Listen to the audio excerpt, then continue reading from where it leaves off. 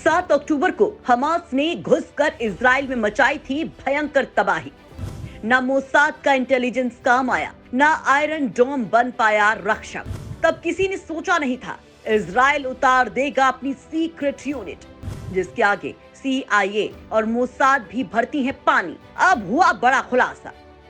Israel और Hamas के बीच युद्ध जारी है। इजराइल ने उत्तरी गाजा के ज्यादातर हिस्सों को कब्जे में ले लिया है, लेकिन इसी बीच इजराइल की एक ऐसी यूनिट पर खुलासा हुआ है जो यकीन मानिए मोसाद, सायरेट मटकल और अमेरिकी CIA की भी बाप है। बड़ी बात तो यह है कि ये ऐसी जासूसी यूनिट है जिसका खुलासा इजराइल ने अब जाकर किया है। ये यूनिट इजरायली डिफेंस फोर्स का ही पार्ट है।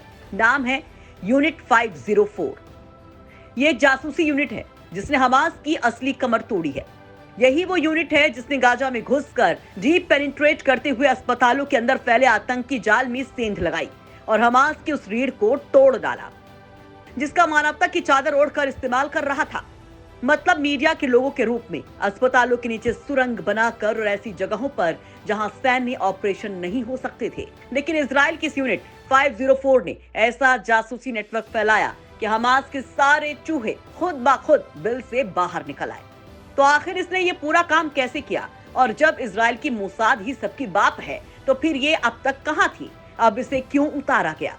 आखिर ये यूनिट इजरायली सिक्योरिटी एजेंसियों और मोसाद से अलग कैसे है? तो दोस्तों ये भी आपको बताते हैं। दोस्तों IDF यानी कि इजरायली डिफेंस फोर्स, जिसके जिम्मे पूरे इजराइल की सुरक्षा है, वो असली बाजीगर है और हमास से वॉर में भी मानव जासूसी से लेकर उसके पास सभी बड़े हथियार थे जो इजराइल की रक्षा करते थे।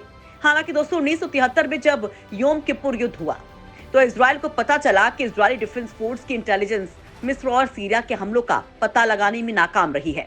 लिहाजा इजरायली सरकार ने तब मोसाद और शिन बेट को मजबूत करना शुरू कर दिया और इनको टारगेट दिया कि अब कई एजेंसियां अलग अलग तरह की जानकारियां इकट्ठा करेंगी। अगर एक चूक भी जाती है तो दूसरी खतरे का पता लगा लेंगी। और दोस्तों इंटेलिजेंस के मामले में इजराइल का ये चक्रव्यूह काफी शानदार भी रहा। लेकिन 7 अक्टूबर 2023 वाले हमास के हमले ने सब कुछ छका कर रख दिया। ये पहला ऐसा अटैक था जब मोसाद चारों खाने चित था। 7 अक्टूबर को हमास ने अचानक इजराइल पर हमला कर दिया और इस हमले के बाद से ही लगातार इंटेलिजेंस के फेलियर की बातें हो रही थी। दोस्तों हमास पर मोसाद एक्टिव थी तो शिन बेट लेबनान में सक्रिय थी।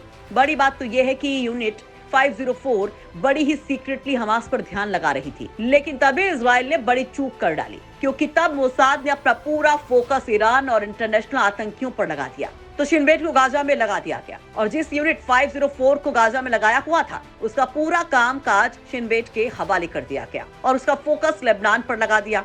लेकिन रेशफल इजराइल को 7 अक्टूबर को बड़ी चोट दे गया। लेकिन जैसे ही अटैक हुआ तो इजराइल ने तुरंत अपनी गलती सुधारी और यूनिट 504 की ताकत डबल कर डाली। अब ये टीम ही असल में गाजा में एक्टिव है। इसका मिशन इतना शार्प और सीक्रेट है कि हमास को पता भी तब चला जब इजराइल की एयरफोर्स पूरी जानकारी लेकर वहां एयर स्ट्राइक करती है। इस वक्त अपने काम की वजह से इजरायली डिफेंस फोर्स की ये सीक्रेट यूनिट 504 चर्चा में आ गई है। ये यूनिट इस समय इजरायली सैनिकों को गाजा में मदद पहुंचाने का काम कर रही है। दोस्तों ये इजराइल की बहुत ही खूंखार टीम है जिसके टारगेट मोसाद और शिन बेट की तुलना में रणनीतिक रूप से छोटे होते हैं। इसके साथ ही चल रहे सैन्य अभियानों में ये काम करती है।